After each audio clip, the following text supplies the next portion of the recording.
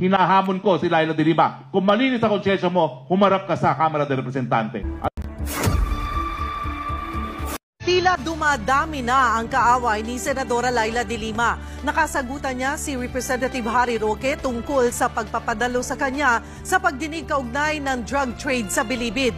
Pumalag din siya sa pahayag ni Senator Alan Peter Cayetano na mag-inhibit sa pagdinig tungkol sa extrajudicial killing. They're clearly harassing me. They're not only grossly violating my rights, but they're harassing.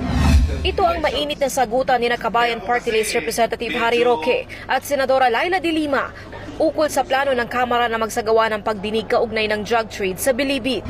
Iniimbestiga siya dahil sa nakaraan niyang trabaho sa DOJ na di umano pinagsamantalahan niya na naging dahilan na yung mga acts of criminality dyan sa Muntinlupa ay nagpapatuloy at di umano nakinabang siya sa drug money dahil ginamit niya ito sa kanyang kampanya. Giit ng Senadora, hindi siya dadalo rito. Nauna nang sinabi ng ilang kongresista na paglabag sa parliamentary courtesy ang pagpapatawag kay De Lima sa Kamara.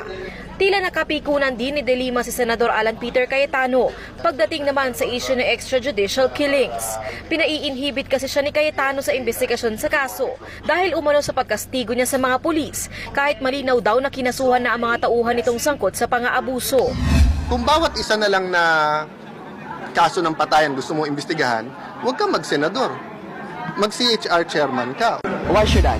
I'd rather that the people judge me on whether or not I am being objective in the conduct of the inquiry.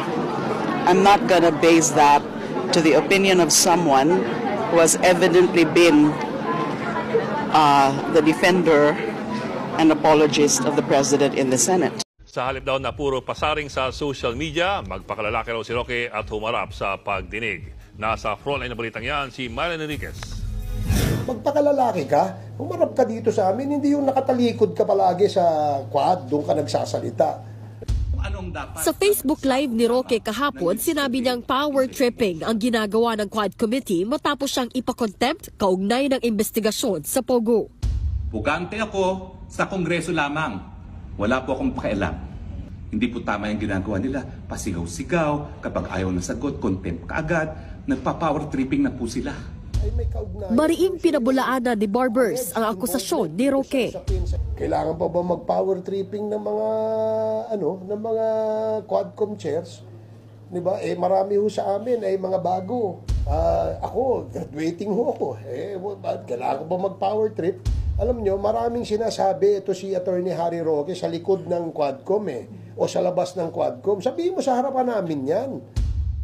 Nanindigan si Roque na hindi siya dadalo sa pagdinig at hihintayin ang desisyon ng Korte Suprema kaugnay ng kanyang arrest order. Pinakontempt siya ng Kamara dahil sa hindi nito pagsusumite ng mga dokumento gaya ng kanyang Statements of Assets, Liabilities and Net Worth o SALN para matukoy kung may kaugnayan sa Pogo ang umano'y paglobo ng kanyang yaman. Yung mga dokumentong hinihingi sa kanya, ipinangako niya yun. Wala ho kaming interest doon sa kanyang yaman. Ang aming interest is kung ano yung link ng Biancham Corporation at yung PH2 Corporation na siyang may-ari doon sa Lucky South 99. Yun ang interest ng Quadcom. Ayon naman kay House Committee on Public Order and Safety Chairman Dan Fernandez, ipinapakita lang ni Roque na may itinatago siya dahil sa kanyang pag-iwas dumalo sa pagdinig. If we really wanted to evade, if we really wanted to not to attend and pursuing other things in order to avoid it, then there will always be a presumption of guilt. Sa ngayon, nakatanggap na ng request ang PNP mula sa Kamara para hanapin si Roque. Nakikipag-ugnayan na ang PNP sa National Bureau of Investigation at Bureau of Immigration. Bumuo na rin sila ng tracker teams. All effort po ng ginagawa po ng all law enforcement, not only the Philippine National Police, but all law enforcement po ang tumutulong po sa paghanap po niya po. Tuloy-tuloy naman po yung paghanap po namin. Hindi naman po kami hihinto. Hindi lang ito kay Harry Roque. Sa lahat ng taong merong processes galing sa ahensya, be it warrant of arrest, be it contempt, sundin lang po natin ang batas.